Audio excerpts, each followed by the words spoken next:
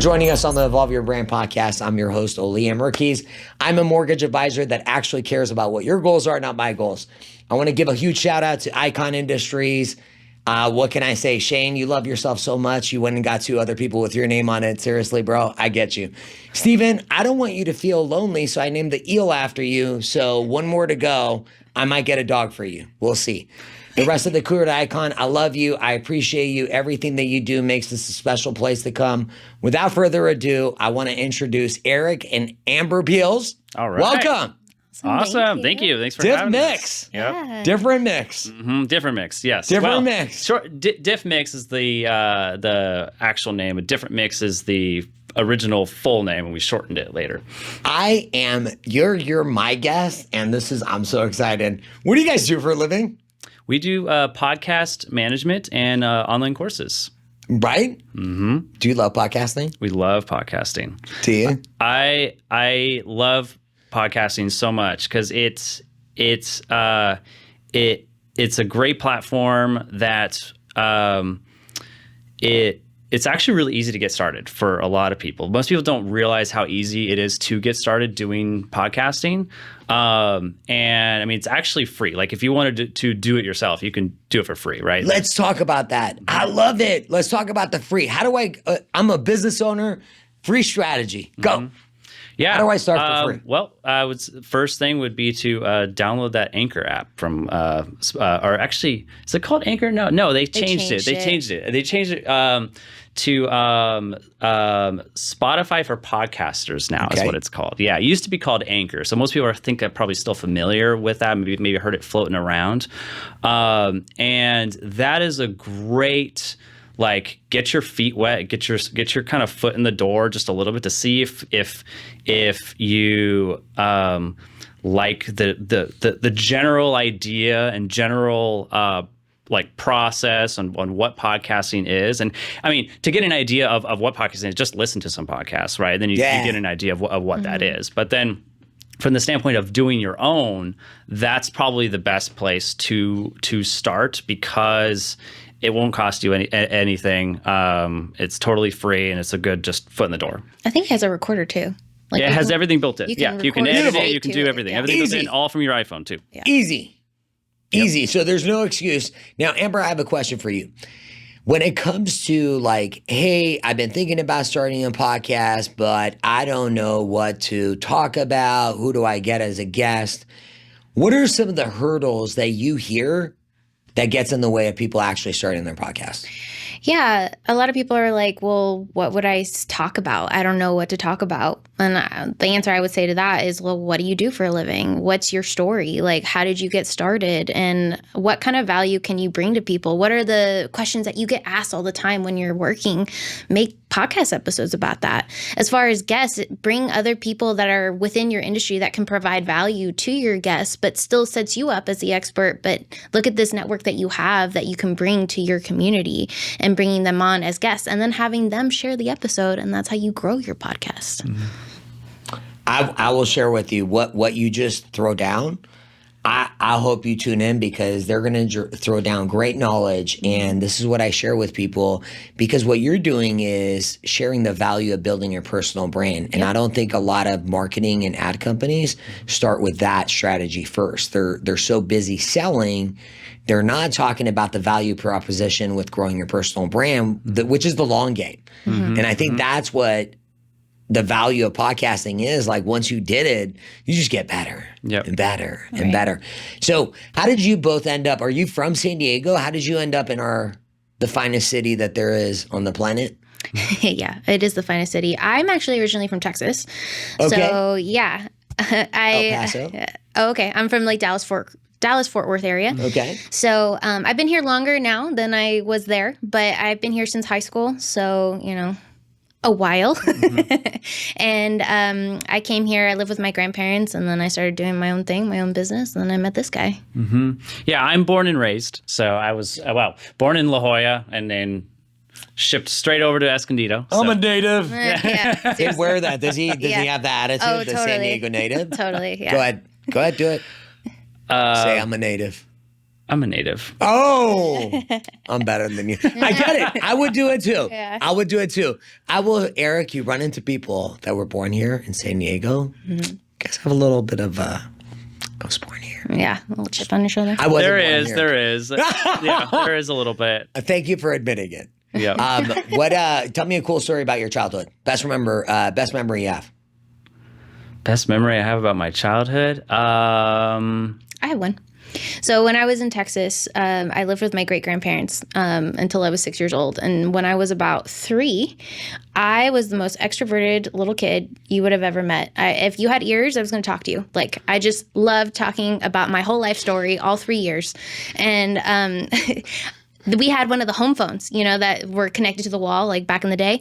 And so I grabbed it and I dialed 911. Didn't know what I was doing, but I was like, I just want to talk to somebody. And so I called the police and I was like telling them my life story. And they're like, is your parents home? And then my great grandfather walked into the room and he was like, Amber. And and I'm screaming. I'm like, no. And he takes the phone and he hangs it up. And about 10 minutes later, the police show up to the door. And they were like, we just wanted to check and make sure everything was okay. And my great-grandfather was like, oh, yes. And of course, they sat me down and they were like, the phone is only for emergencies and everything. And it was just great. What's funny about that reminded me, I have kind of something similar, but like kind of the exact opposite, because I was not an extroverted child. In fact, I was extremely shy. I was the opposite of you. And one time I remember I was probably like 10 or so. So I was a little older, not as young as I think you were saying how young you were there, but I was like 10 or 11, but still extremely shy.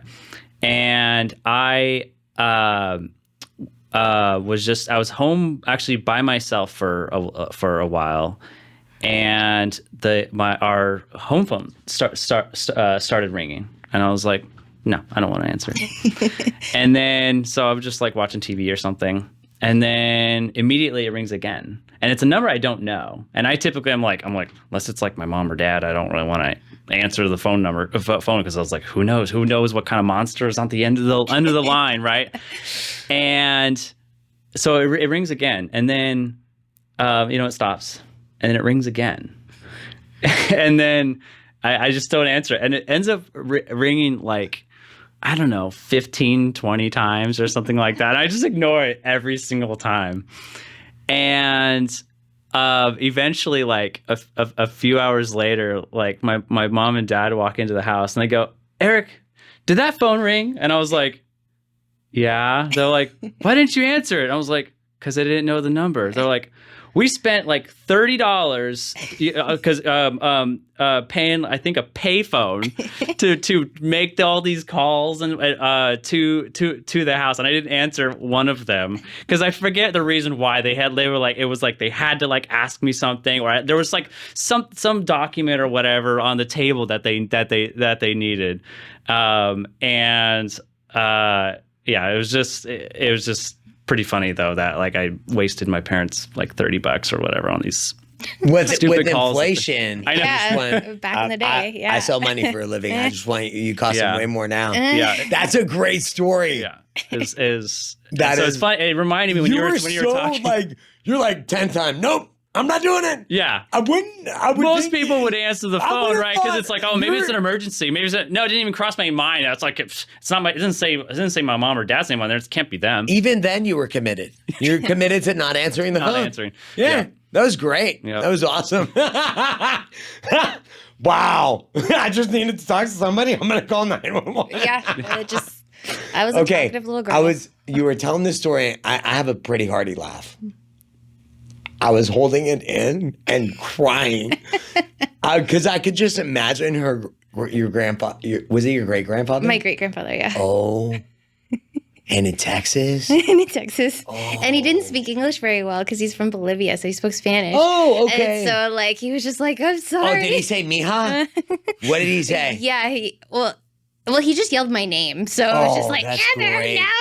Oh, that is great. I mean, he's just, I'm trying to visualize his facial expression as he's like, what in the world is going on? I just need to talk to somebody. Yeah. How long were you on the phone with them? I'm just curious. Probably like 15 minutes. I don't know. No. Yeah, like 15 enough for them to track like my home address. What so they can show up. So you had they were just literally talking to you for, that is a cool story. Yeah. Okay. And probably asking you questions like, are you okay? Yeah. And are you with somebody? Yeah. Why are you 3 and picking up the phone and calling 911? Right. That's probably why you were on the phone for 15 minutes. Right. Because they're 3. Because there's a 3-year-old. They're like, we have to. Yeah. Because there could be something. Who knows? Okay. Yeah. So you San Diego native you. What do you love about the city? Go ahead. I love the weather. Yeah. And you really can't beat the weather in San Diego. I think was it and just San Diego County in general. I think San Marcos, was it San Marcos that I think has the most universal weather throughout the whole year than any other like city. Yeah, specifically San Marcos, not even San Diego. Yeah. San Marcos is great. I live in San Marcos. Yeah. Been forever. Mm-hmm. North County is great. Like you can't go wrong with North County. It's beautiful. I mean, La Jolla is not too shabby. Well, it's expensive though. So I want to apologize when I look at La Jolla. I'm like, I'm sorry. I looked at you. Yeah. Yeah, I met a cool older gentleman out there. His family has owned it for like 30, 40 years. They're in La Jolla Cove, overlooking the water. I'm like, bro, good for you. Yeah. Yeah, that thing's worth $30 million. I'm sure. Yeah. Easy. Yeah. I'm like, wow. All right. It's a different ball game right there. Yeah, I used to film some like real estate. We do lots of good. Lots of houses in La Jolla area. And, there you go. Yeah, there's some crazy, pretty trippy houses out there. Like they were like high end. There was real high end ones, like $5 million plus homes. This was years ago, so those $5 million plus homes are now probably $10 million plus. And yeah. Right? Oh, definitely. Yeah. It's San Diego. Yeah, everything's going up. Yeah, I'm like, people are shocked. It's funny when you talk about real estate. I'm like, dude, look at Bay Area and Bay Area compared to San Diego, dude. Homes should be way more expensive down here. Mm-hmm. Better weather, like everything's better. I know everything is better. San Francisco, Bay Area. Yes, we have the best city. Just deal with it. Yeah. Favorite place to eat here? What's your go-to? I would say Frida's. Frida's tacos right off of Valley. It is fantastic. They got the best agua frescas there. They do. Okay, their agua frescas are so freaking good. Frida's. Mm-hmm. I think we need to have Frida's later. But what about you, Amber? What do you love about San Diego? I love the view. Like everything here is so beautiful. Like all the mountains and everything. Coming from Texas, everything was flat. You could just see for miles and there's nothing. And so and everything's dead because it's so hot. So as a San Diego native, what's funny you mentioned that. I remember the first time I kind of left and I went to visit some family somewhere, but I think it was like in Arizona or something like that. And like I saw like flat ground for the first time and I was like, this is so weird. Why is everything flat? And I was so confused by why everything was flat, why I could like see for like ever. And it just felt, for me, I was like, I feel so exposed and lonely. It's just weird. If you drive in Arizona, I'm not used to it. It like there's no. Right. You're like, dude, where like is there anything? It's just flat. Yeah. It felt. So you don't know distance. It's weird. You're spatial. I don't know what you call it. That was it too. Like here, it's like we have hills. We have some different road shapes and things like that. So like for me, it was like. It was like, and we also near the coast too, right? So it's like, okay, yeah, the ocean's that way, so I know this is over here. So like geographically, I could figure out kind of where I am just by like the shape of the hills and things like that. Over like in Arizona or someplace that has like a lot of flat ground, I'm like, I don't know, everything looks the same, So and I think that's what like weirded me out one time when I was like younger. So I guess I'm. Well, you just weirded me out because I'm just now in Arizona driving. I'm like. dude, where am I going? Am I going to get there? Because you're like, I'm never going to arrive. I know. Yeah. It's just, you just drive. You're Never like, dude, ending. there's nothing. Yeah. It's crazy. Okay. All right. So you love all the, we do have a lot of badass hikes. I don't know if you guys hike. I freaking love hiking. There's so many cool. Where's your go-to spot? What view do you enjoy? I don't know. It's his parents' house. They have a gorgeous view of Palomar Mountain on their deck. It's just amazing. Okay. Yeah, my we don't parents really have a really much good of view. We but- can visit my parents a lot, and they can see they can see Palomar Mountain. They can actually see Big Bear Mountain from where they're at. Actually, No it's way. all the way across. Yeah, it's far, but you can see it all the way. They got that little sliver. Yeah, you got a little Is that the sliver of the ocean? I love so this is the funny thing in real estate, like you'll get a sliver of the ocean, ocean views, bro. That's not an ocean. That's and then there's an ocean it's a sliver, view. dog. Yeah. Like Yeah. that. Yeah. Ocean So view, if you angle it right, You squint. I'm like, come on, bro. That's If you block everything out and take a telescope and look right here, you got an ocean view. Yeah. Right. that's funny. Marketing. Yeah. Just like a really small place is cozy, you know? Oh, very cozy. It's I've been so there's this real estate agent. You'll appreciate this. His brand is so funny because he'll take like industry, like what the industry knows but doesn't expose, and he'll make funny like shit out of it. And I personally enjoy it because I think it's hilarious because it's so true. You know, like the ridiculousness that we have in our industries. If we just had fun with it and just like we're real, like what better connections? Like what would all our businesses look like? It's freaking crazy. What's your place to eat? San Diego. Can't use Fritos, by the way. I know. I can't use it. Let's see.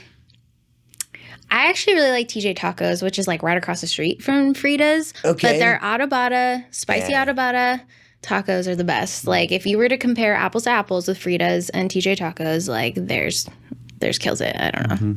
Yeah, I see that. And it's funny. I'll ask this question. And how many times do you think like tacos or Mexican food comes up? Probably all the time. Every single That's time. what we're known for.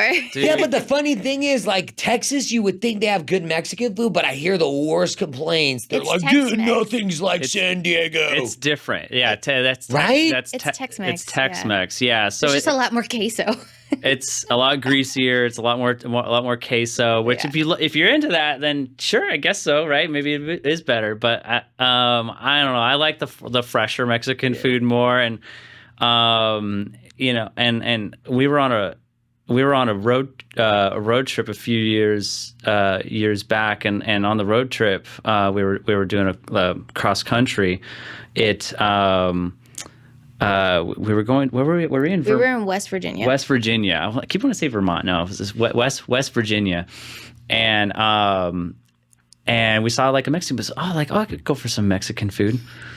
Don't get Mexican food in West Virginia.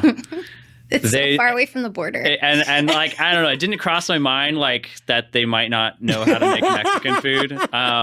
But I was like, oh my gosh. But it gave me a much stronger appreciation for the Mexican food that we have here, though. I was like, I really appreciate the Mexican food that we have in San Diego. Oh my gosh, because I didn't really realize. I was like, oh yeah, right. I forgot that we like grow in like the one of the best places in America to have Mexican food. Like absolutely. I mean, absolutely. The Mexican food here is phenomenal. Like you'll go to places you're like, dude, that's the best Mexican. Then you'll go to another place you're like, dude, that was really, really good. Like the competition is stiff. I think you just gave me an idea. We should get Frida's to sponsor the podcast. That's good. Yeah. Agua frescas all over. Yeah. Agua frescas. I think I'm in. I want, so what, that cucumber one they have? My favorite is the mango. The mango, all the way. Oh, really? Oh, yeah. Okay, I'm going to try the mango. Okay. Ooh, all right. I think we're going to manifest this. Let's move on and talk. Thanks for sharing those stories. I think we got to do a better job. And I don't know what your thoughts are. I'm a huge advocate, like personal brand, of becoming your community like expert. Like whatever your community. So if you live in Escondido or Valley Center, like in your plumber, you're the brand. You're the icon in that community. Like everybody for plumbing, they just look at you. And it's really not that hard because if you're great at what you do, I mean, you have to be great at what you do. Right. But holy crap, like I don't think business owners think about like the connection of community and people and service and events. What are your thoughts about that? Like, how would you strategize? You're in a big BNI group, like taking over your city and becoming the community. Yeah, I mean, a big part of it is kind of getting amongst all of those communities as you can. Like there's not like one avenue, I think, that is like, oh, this is the avenue to go. It's a combination of all of them, right? So like, so being a part of a BNI group, great. Be a part of your chamber, great, right? So either one is not necessarily better or worse than the other. They're just a combination of both of them, or both in that instance there, but just a combination of all of them. So I think the thing is trying to be efficient with that time, right? And because like you can only be in so many places at so much. I mean, I know there's some people out there that are like those real heavy go-getters that are like, I'm going to put in 80 hours a week, just kind of go all the time. I am not one of those people. I have to really kind of pick and choose and be efficient with my time, because honestly, I get burnt out. I get exhausted. And if you are one of those people, fantastic. Like, go for it. And but just being in as many places as you can, and then if you can be in as many places as you can, and then also be efficient with that time as well too, even better. But I think the efficiency on it is really important. Okay. What about you, Amber? So I think a really good way of networking is actually through podcasting and like bringing them on. And like, if you're trying to grow your community and like really build it up, then one really good way is to have a podcast and bring those experts or those icons onto your podcast and interview them. And like, I know with the Carlsbad Chamber podcast, that's what they do with their members, is they interview people and they try to get them highlighted and showcase them to their community, because that's where their podcast is going out. Mm-hmm. So I think that's a really good way as well. And that way you're being more efficient with it, because you're not having to go to all these networking events. You're like kind of blasting it out to everybody. Mm-hmm. So Yep. Do you get a lot of questions from entrepreneurs that you're supporting when it comes to how to build their personal brand authentically? Yeah, I think a lot of people, I guess depending on the industry that they're in, a lot of people will have more of an idea of what building your personal brand even is and what that even means. Mm-hmm. I notice that a lot of the like trades businesses don't necessarily understand that, but then a lot of like particularly like coaching industries do understand that, because, and I think part of that is because a lot of coaches also have their own coaches, or they go to speaking events and then they're to hear a talk from a particular person, and then that person, like they're looking up to that person who already has established their personal brand, whoever that might be. And so I think there's a lot of different ways to build up your personal brand. What's your favorite? Podcasting is my favorite. Okay. I think podcasting is it's one. I mean, podcasting is just overall less intimidating. I think speaking event is a big one that a lot of people opt for, and it's not like necessarily a replacement for doing podcasting. They're different. It's a different medium, right? And I'm really curious now. Hold on. That's actually a great call out, because, okay, I know professional speakers. Mm-hmm. It's not easy. No. It is not. Like, I got to be upfront with you. The people I'm seeing speaking, they're ferocious, and I don't know if I could do it day in and day out. It's draining. Like, right. This is draining. Yeah. I couldn't imagine doing that consistently. Mm-hmm. And it's way more pressure because it's live. Yep. You're on stage, all eyes on you. Mm-hmm. Like, oh, I mean, what is it? Public speaking is public speaking still? It's still like I don't know. I mean, I would It's think up death there, is I'm pretty sure. permanent. Like, Yeah. you're not going to die on stage, are you? Like, Right. What is? I think you're going there with like number one's like the biggest fear is public speaking. Number two is dying or something like that, right? I've never understood that. I'm like, dude, death is kind of permanent. Like, I'll get up on a stage. I'll pick it up and like, I'm gonna walk off the stage now. Yeah, I did it. Yeah, I think they're. I don't know. What do you think that there's people that kind of thrive off of that pressure on there? They'll definitely have a podcast though. But here's the thing. I would challenge all business owners. Here's my thought. I reach out to people and I like to cold call myself because I want to hear it. Do you know what I mean? There's a difference between when you outsource your product or your business or your brand and then when you make the call yourself. Hi, how are you? I've read your reviews. You guys are here because you have likable, you're great people and trustworthy. I love your reviews. I want to potentially have you on my podcast. Awesome. I've never been on a podcast before. Exactly the reason why you need to go on a podcast. I don't know what I would talk about. You talk about being you. Can you talk about you? Yes. Who built your business? You did. You can't talk about what you did? And then you don't have to think about the content you produce, all the pressures on the host. Sign me up. I wish somebody would have told me about podcasting when I was growing my brand 5 years ago. I would have started 5 years ago solo. 100%, because what do you got to lose? Like you said, it's free. It's free. What's it? It's free. And we all go to networking events. And like, if I asked you guys to come on the podcast, right? Did you for 1 second think to say no? No, of course not. How come? It's fantastic relationship builder. Like what us talking right now, it's a huge relationship builder. Great exposure. There's if you're gonna have a conversation anyways, why not record it, right?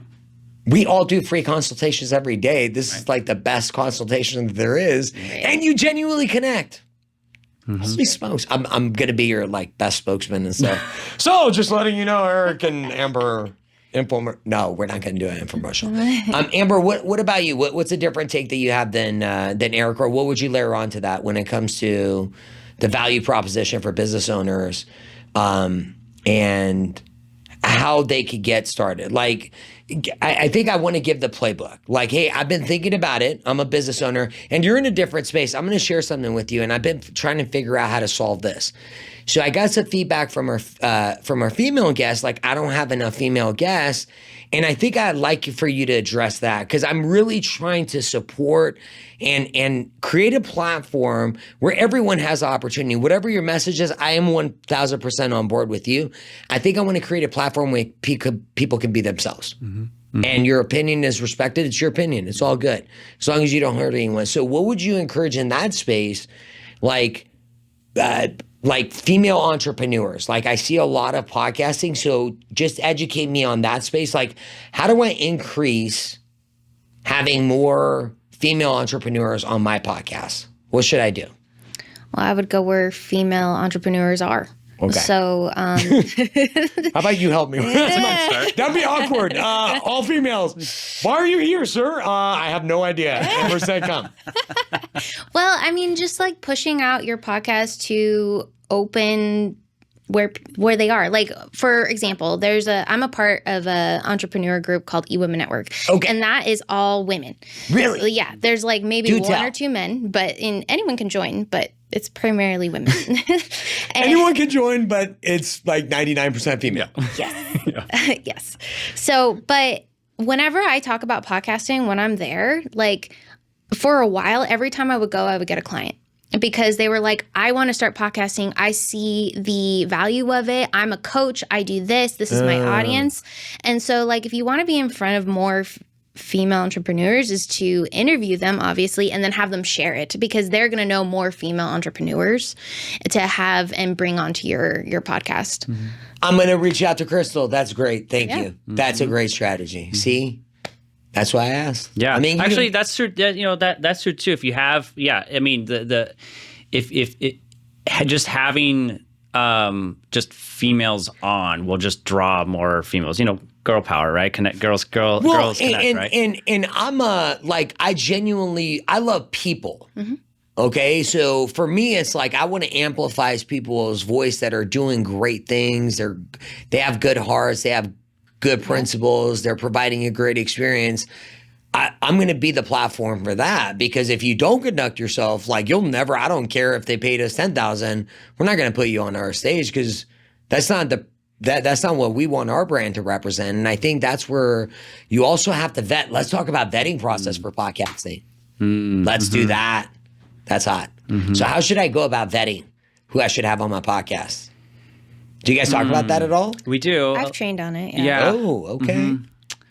I think, let's see. It kind of, so it depends. I guess it kind of depends on what you're looking for, I think. So okay. Let's give a specific example. Yeah. Let's give a female entrepreneur coach in the whatever space, and let's go that route. Well, I mean, for one, I would suggest looking at the heart of the person, right? Okay. So like so for me, I like looking for people who are just they're passionate about what they do. Okay. And like money secondary, for example, right? Got it.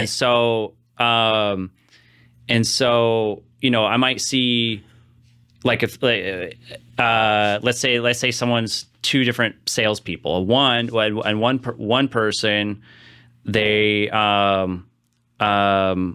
talk about how they really want to make sure that the person that they're helping, they really want to help the person, right? That sort of thing. Whereas another person is talking about another salesperson talking about, like, yeah, I can make you so much money, I can do all this and stuff. Okay, now if they go down that route, I know that they're more money motivated, right? Because they are, and but that's not what I look for. I look for people who are more focused on the heart of other people, right? Or helping the person. So that's like one example, just kind of like that's how I like to vet people. I mean, I think if you're, let's say if you're a coach and you are trying to vet someone for your podcast, you want to make sure that they're in alignment with your mission, right? With where you are at. I mean, I suppose on the opposite end of the spectrum, if you are money motivated, you probably want to find other people who are similarly minded in that regard, right? And so, I think that's good. Right. Can I add to it? Yeah, add to it. Yeah. So, one thing that I always teach is to do your research on the person. So, like, look up their website. Do they have a website? Do they have social media? Like, are they active on their social media? What kind of content is on their website? Like, are they speaking at you? Are they speaking to you? What kind of person do they seem to be like? If they have been on a podcast, watch those episodes. How well did they perform? Did they answer questions right? Or did they just say yes or no? Were they engaging? Like, just certain things to look out for, red flags, green flags. And then, like, have they been on a lot of podcasts? Then write down all of those questions and be like, okay, I don't want to ask the same questions that they were asked on this other episode. So I want to ask new questions and then get them thinking, and always asking open-ended questions. And then just, like, making sure that, again, that they're in alignment with your mission and they are good for your audience that you're trying to serve, but then also making sure that they're going to add value to your podcast and actually share the episode that you're doing, and that it's like you guys are cross-pollinating. Yeah, that's the other side of that too, right? How good are they at responses? Yes. Right. And you can also do that with, like, an interview beforehand. So, like, a 15-minute, like a 15-minute conversation, like making sure that you guys vibe. If you don't, then you know what? I think we're good. Like, type thing. Yeah. So that you don't waste a whole recording and be like, well, that was trash. Like, right. I'm not going to use that. Mm-hmm. Wow. That was okay. I will share, like, we've learned this the hard way, what she just broke down for you and what Eric broke down. That was gold. Like, I think if you just took those simple principles and applied them, get to 20 episodes. Simple, easy. You know, because guests are hard to get at first. You'll get better at it. You'll get better. No one's going to turn you down. No one's going to turn you down by wanting to highlight them. So get rid of that fear altogether. That's what I would say. Like, keep me on my podcast? No, I don't like you. I've never heard that. Never has that happened. I have actually for people who are already top podcasters. So if they have a huge audience and you only have a small, they're too big, then they're like, I'm not going to be on your podcast. Like, I'm going to bring you more audience than you bring to me. So you have to be careful. Right. Yes. And that's where, I will flip it. Because we deal with that. Yeah. We deal with that. So one of the things I'll share with you that I've learned, and I would definitely jot this down, be relentless. Hey, Amber, I'm going to be sending you 52 video messages in a row for 52 weeks. You're saying no now. Eventually you'll say yes, because what we're going to do is we're going to create, I've already went and did my research on you. This is the reason why I want you as a guest. And whenever you're in San Diego, you let us know and we'll make it work. And if you stay relentlessly, you're not going to get your top 10, but you'll get 2. Yep. So you know what I mean? Because this is one of those things that I don't think most business owners realize. Like, if you don't like cold calling, podcasting is gold.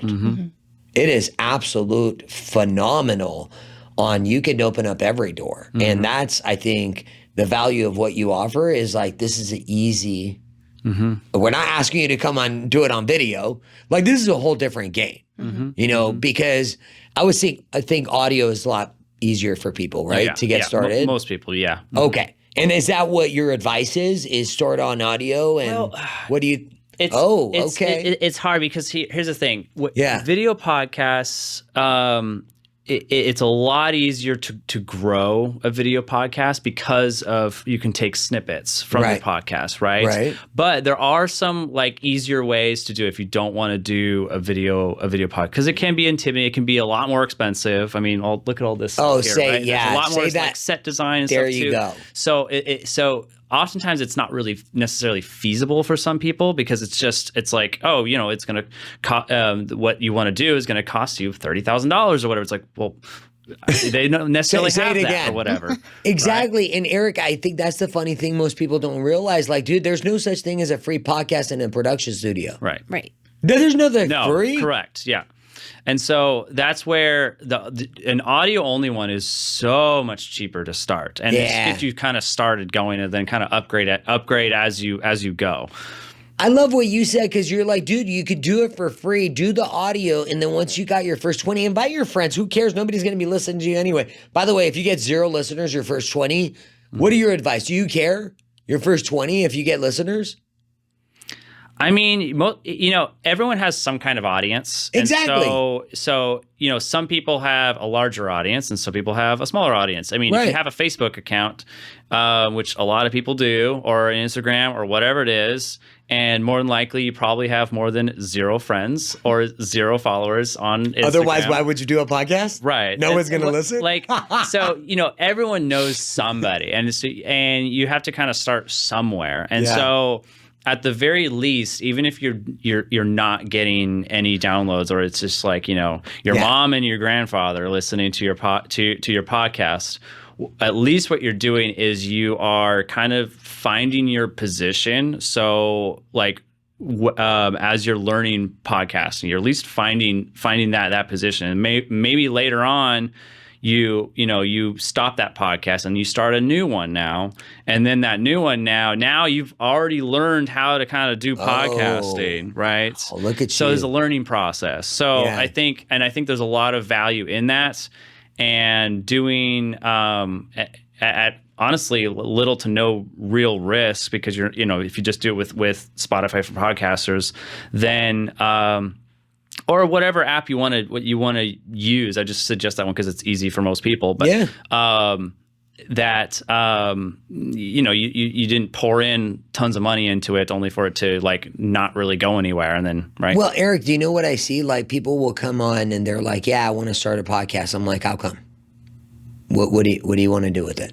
I want blah blah blah blah blah. I'm like, "Oh, okay. Well, yeah. Have you ever like? Are you comfortable talking to people and asking questions? Because sometimes it's better to go on as a guest." Mm-hmm. So I flip it. Right? What would you advise on someone? Yeah. So guesting is in a way that might even be a better stepping stone than even to starting using like Spotify for podcasters or something like that, because you then at least in that the host will kind of do everything for you. You just kind of like walk in or whatever, or if it's online, or they'll kind of walk you through the whole online thing, is right? Great. There's a lot of like free Zoom podcasts, and if you got to have a clue of what you're talking about, because if you don't have a clue and you go on a podcast, doesn't say a lot about that podcast. Yes. You should definitely have, an idea of what you're going to talk about, right? Right. Something, right? And I think that's what like the pre-interview thing that Amber mentioned that's is the pre-interview. That helps you figure that out, even if you don't necessarily know yourself, and then the host doesn't know either. So now maybe you guys figure that out in that pre-interview. So because the other thing is, like, if you've never done podcasting and you go with a host that doesn't know what they're doing, it just becomes awkward at that point. So it's good to like do your due diligence. And so I created like a branding questionnaire, and I think that would be helpful. Something we'll put together, like we'll work on it. Like you've never been I got a podcast package actually, which was really cool. They're like, it was their pitch to me on why they should be on a podcast. I'm like, cool. I mean, it stood out. I opened it up and read it. Yeah. So just a thought for if you want to get on podcast. Now, do you think it's practical or easy to get on a podcast like this? Would you spend the money to get on a podcast like this? Yeah, it depends. Yes and no. It depends on the audience, right? Yeah. So there are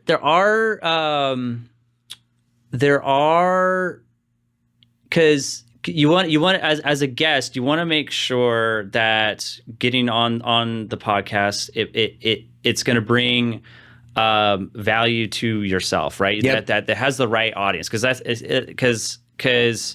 the audience is the key thing with that, and making sure that you can provide value to the audience, and I think just like in a certain speaking gigs, people will pay money to speak on a stage.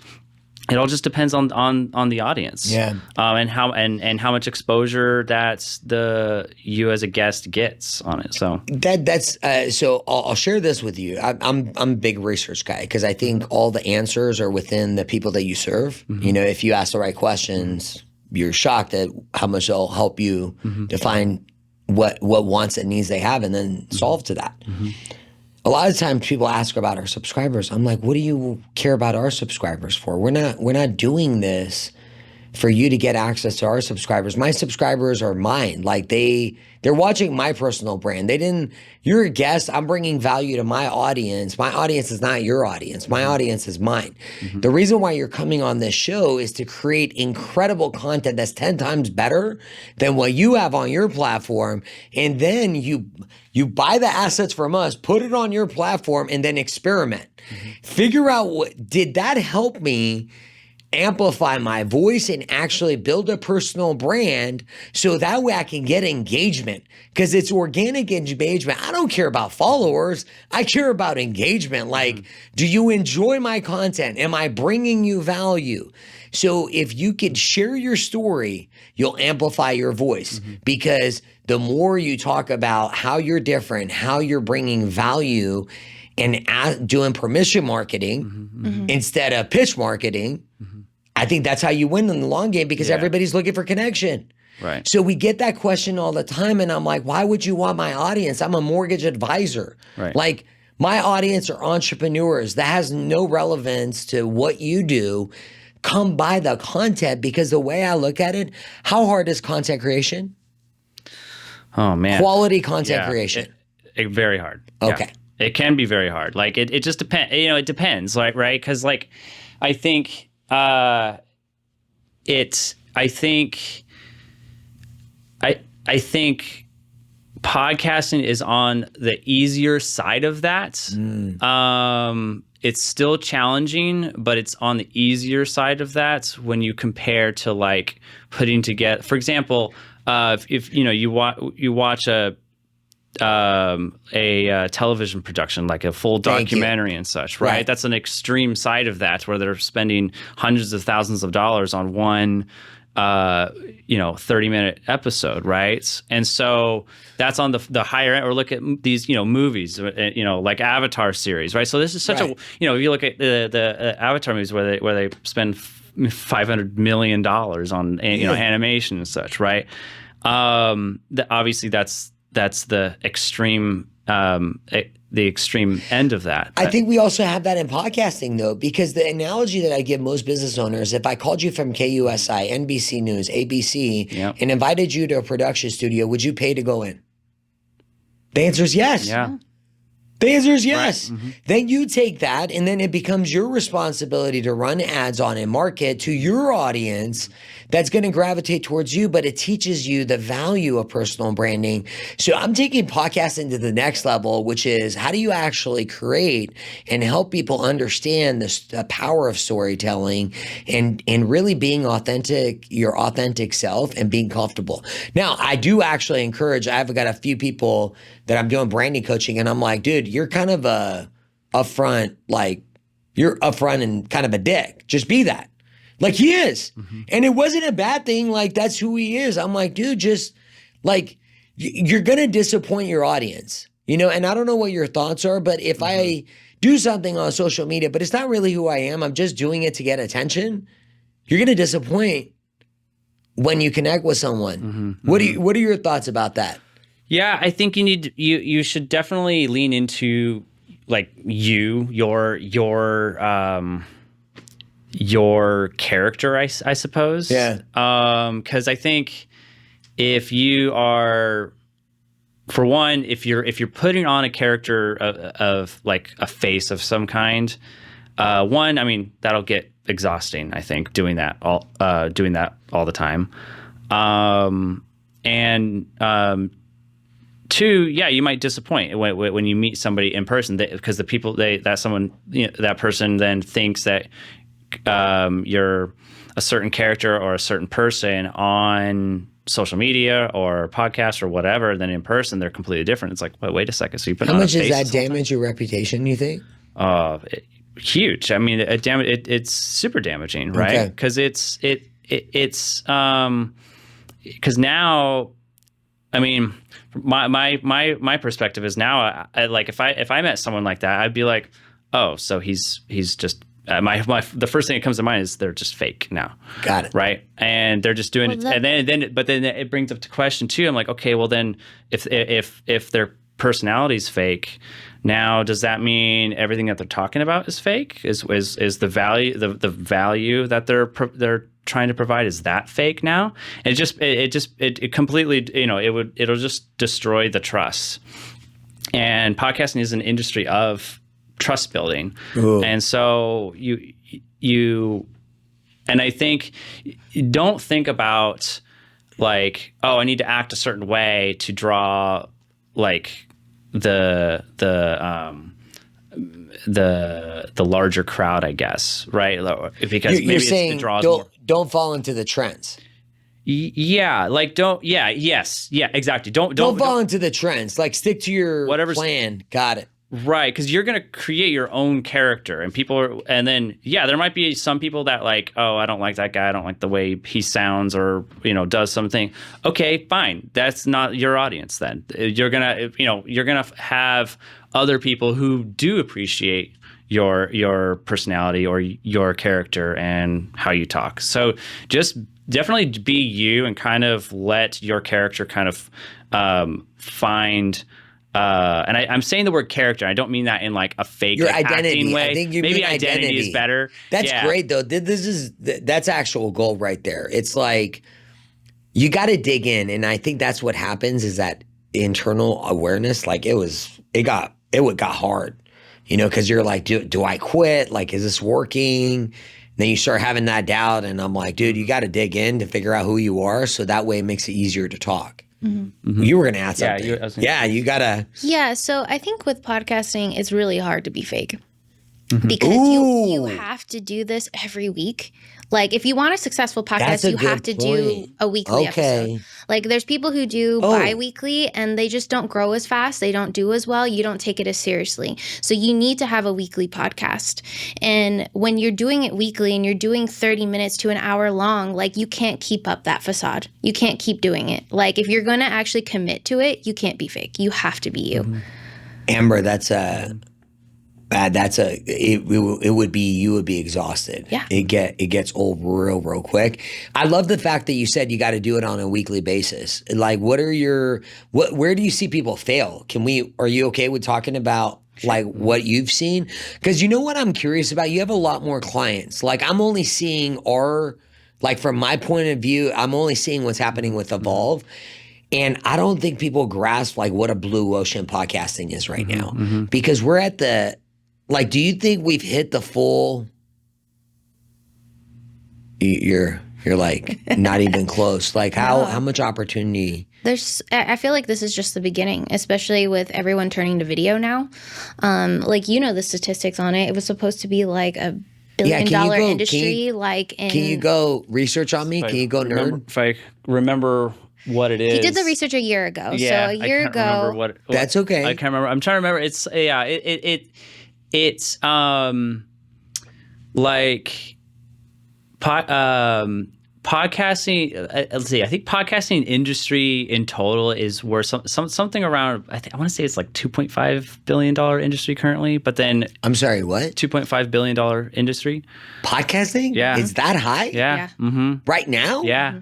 But then in the next couple of years, I think it's supposed to be like 6 billion, 7 billion within the next 2-3 years or so. I'm sorry, within the next 2-3 years, it's going to almost triple? Don't quote me on that because I haven't researched this recently. So I think it's somewhere in that range. Eric doesn't know this. Eric doesn't know this, but he loves research. And I love research, but I research guests. So he's going to research all podcasting. Eric, I have a challenge for us. I want to share stats. I'm a numbers guy, obviously. Yeah. I love numbers. Mm-hmm. I want to share the numbers.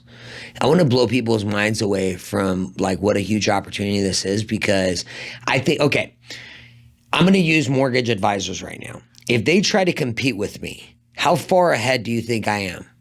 So much. You're way further ahead. Yeah. Oh, yeah.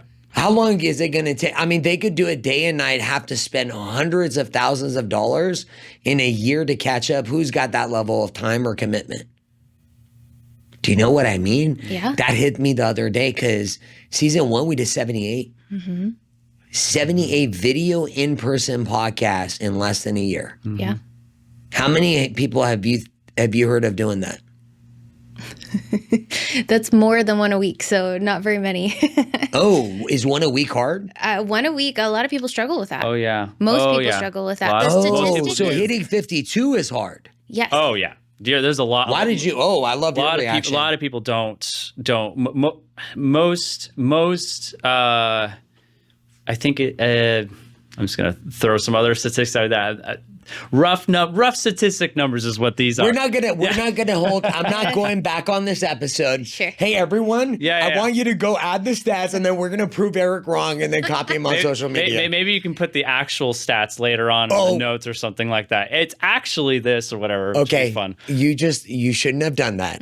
You should not have done that, because Steven right now is salivating. Perfect. And he's gonna go look up the stats. So on this day, Eric Beels said this, and it ended up being this. Yeah. But you could be right. I could be right. You could be right, and then we'd be like, brilliant. Yeah. And then Amber married to a brilliant guy. Yeah. I think it's something like 85% of people who even start a podcast.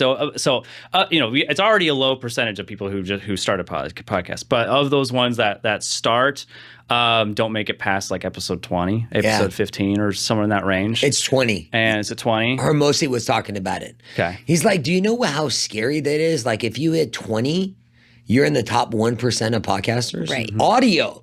That was the other mind blowing. Alex Hermosi did this thing, and he's like, and I was listening to what he said. He's like, most people don't hit 20. He was talking about audio. Mm-hmm.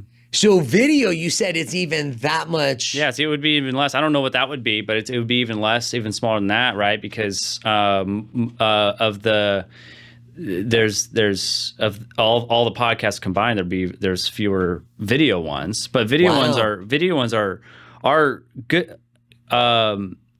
They're important to do, and they're really good to do, but I think that they're more work, right? Yeah. And I think a lot of it boils down to that oftentimes. I appreciate you've taught me something today, and I want to share this because I think I would encourage business owners and people that want to, if you're starting a new business or your startup, I really want to open up some doors for people that might not necessarily have a lot of money up front, but they have they're great, they're doing great things, and then start letting them know, hey, like if you got a cool product, you're doing cool things, hit us up, we'll give you an opportunity. Because instead of going up and opening up your own studio, hit us up and say, hey, you guys already have the production studio. What does it cost to come on your podcast and let a professional, because here's the difference. I get this question, do you love being a mortgage advisor or do you love being a podcast host? I love both. And so my schedules are insane. Most people would think I'm absolutely nuts because I really have 2 jobs because I have to source the guests, and a lot of my guests are handpicked because we have limited time slots. Like I have 15. What am I going to do? You know? Right. And we're going to expand that, but it's great that you brought that up because I didn't even think about it. I ain't going and spending 30, 40K.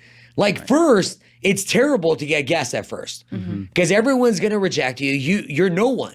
Like at first you call them, so anyone that you want is probably going to tell you no. Well, I mean, start with your friends, right? Yes. Your friends your friends are going to say yes, right? And so yeah, they should, right? And so yeah, so start with them, but don't go for okay, I got a podcast now with no followers, and then going for someone who's really really big to have on it. It's probably not going to work out all that well, right? So yeah, definitely. I think it's really important to start your own, even if it's for free, just to find your voice. Right. Because it's practice, right? Yeah. You're getting practice with consistency. You're getting practice with how you talk. You're getting practice with what you like, what you don't like, what you think works, what doesn't work, so that when you're on a guest podcast, you're comfortable because you've been in front of the mic before. Yeah.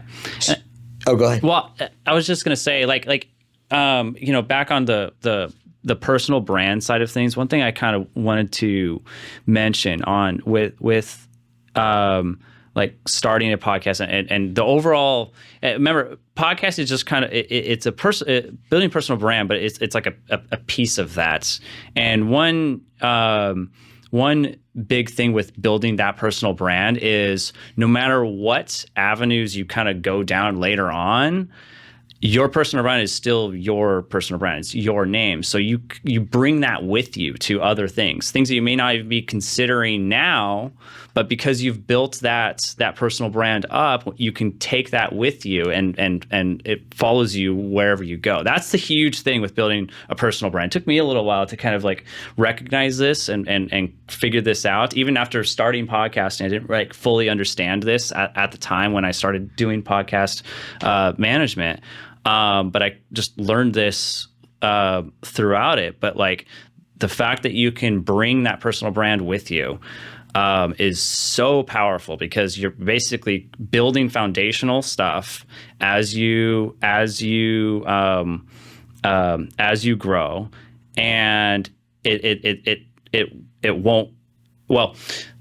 won't back time as long as you don't destroy that personal brand, right? And so, which is an easy thing to do. You have to earn it. It can take years to build trust, and you can minutes to lose it, right?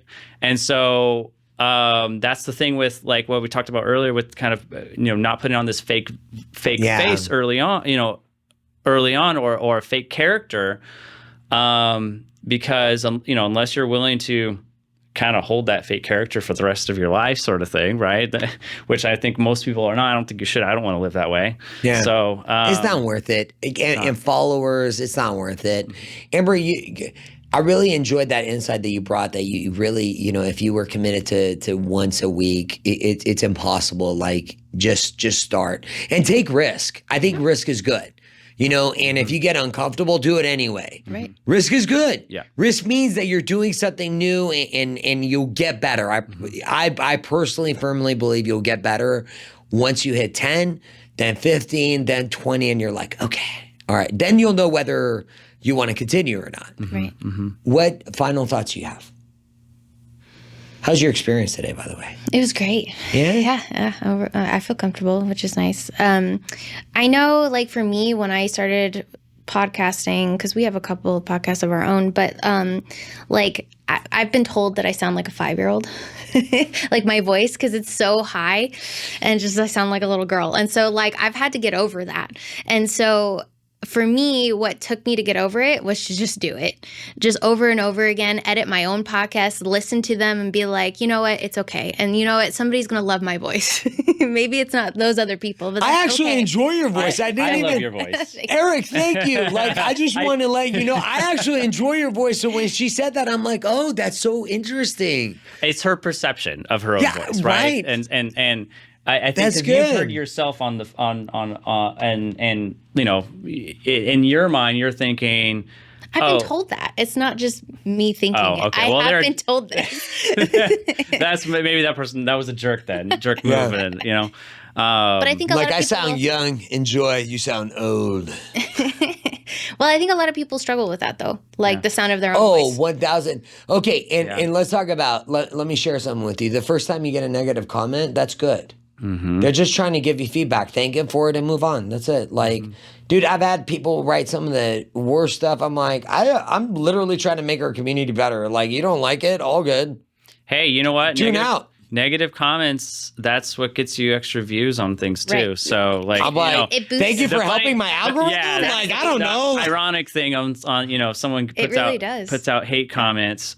Usually you often get some defenders as well too, and then that kind of causes this. And at least on YouTube's like, oh, there's conversation going. Great, let's push this more. So yes, please. So So are you encouraging them to put negative? Please put negative comments on this episode so we can help the algorithm. Yeah, I talk crap about my clients all the time. I go, I'm kidding. I'm helping your algorithm, buddy. I'm helping your algorithm. It's all good. Yeah. This is what I really think about you. Yeah.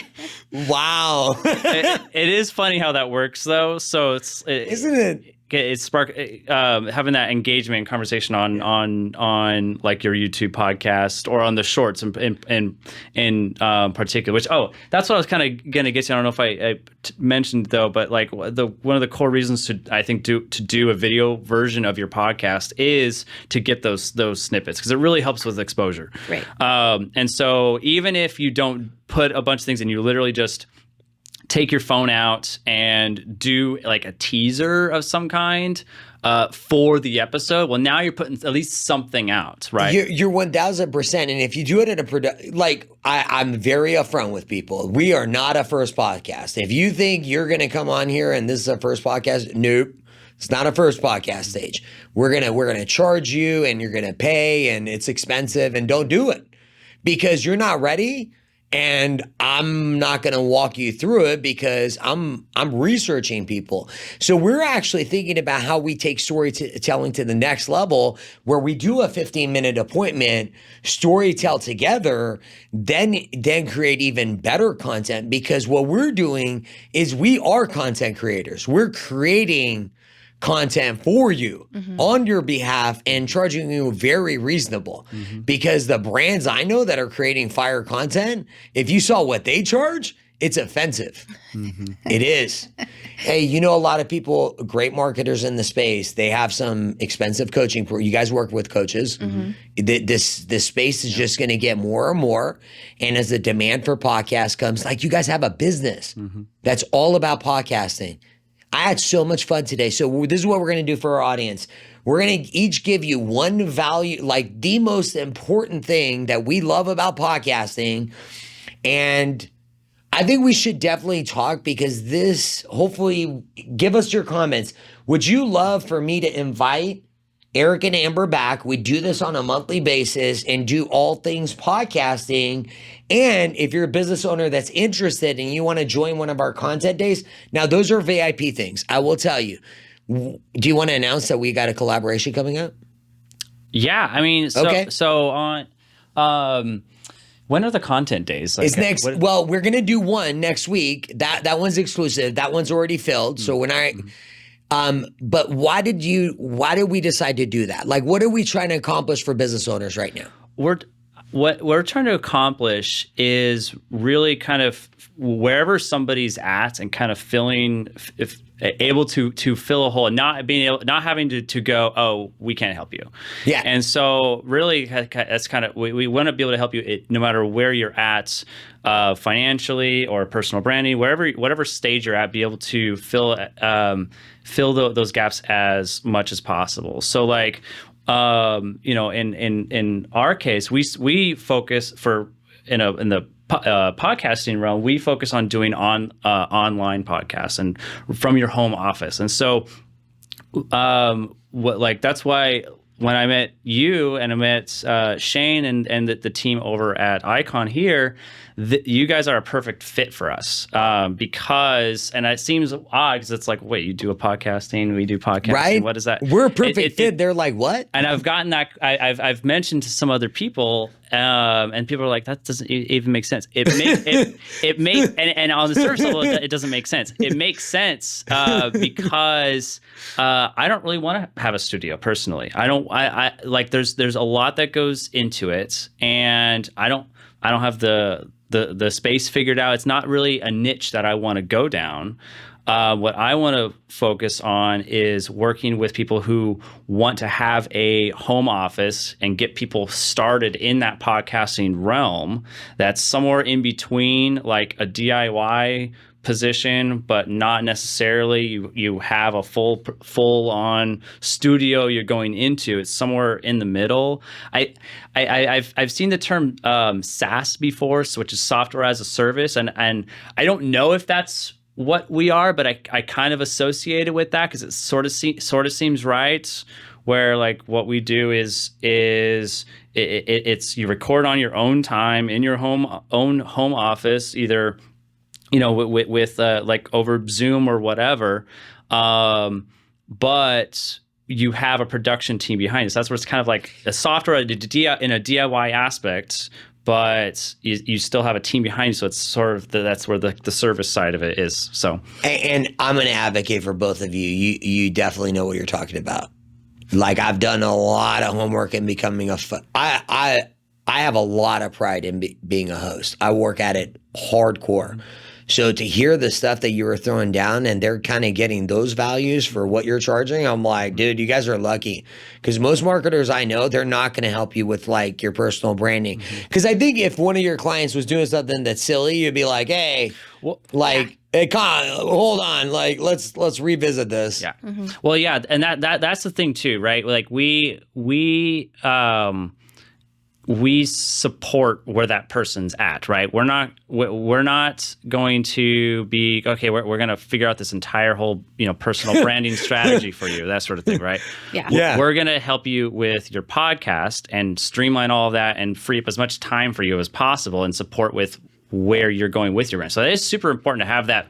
What is the personal brand that I want to have? What is the vision for me? Because that's like the source of it on your personal branding journey. Who do you want to be known as, right? Bingo. Right. It's funny. I just want to, because one thing that stood out to me, and I think this was probably in the very beginning stages on my personal branding understanding is I listen to the Smart Passive Income. He's with Pat Flynn, and one thing that he had mentioned, and I don't remember what episode it was, but it stood out to me that, and it's related to personal branding, and that was that I guess, and I didn't know this because I found him. I forgot how I found Pat Flynn in the first place, just doing, Google search and whatnot. And he had mentioned that, I guess, he had started a food truck training business, like how to start a food truck business. Okay, got it. And he was mentioning that because I guess in the food trucking industry, he's literally known as the food truck guy.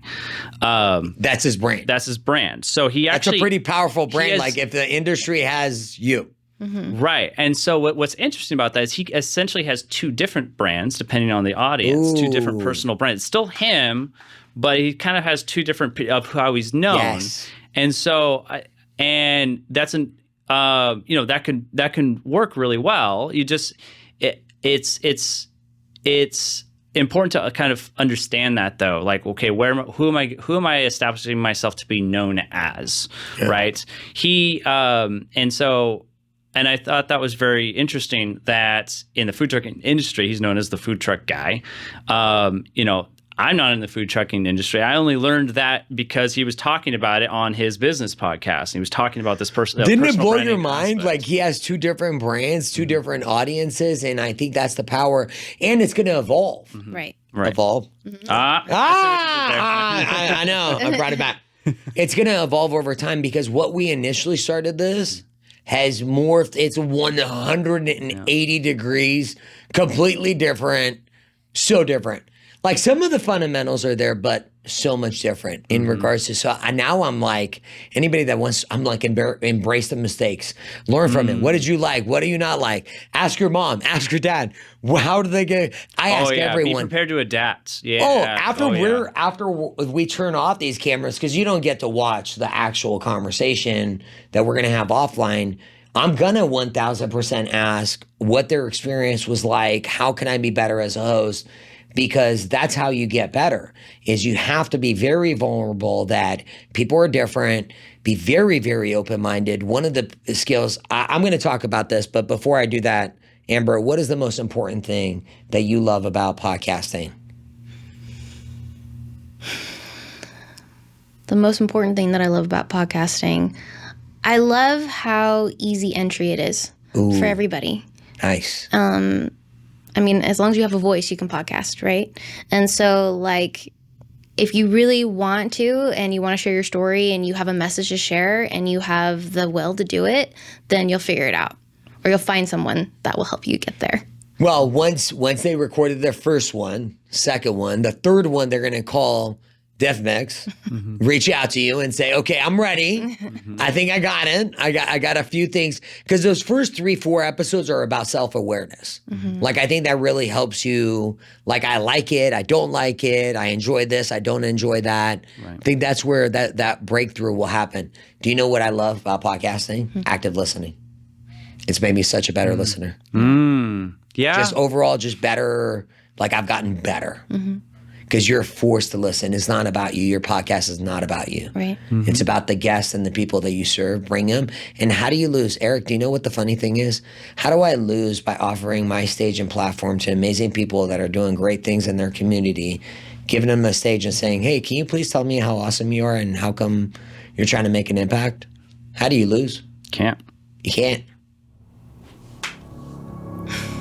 We're out. Bye.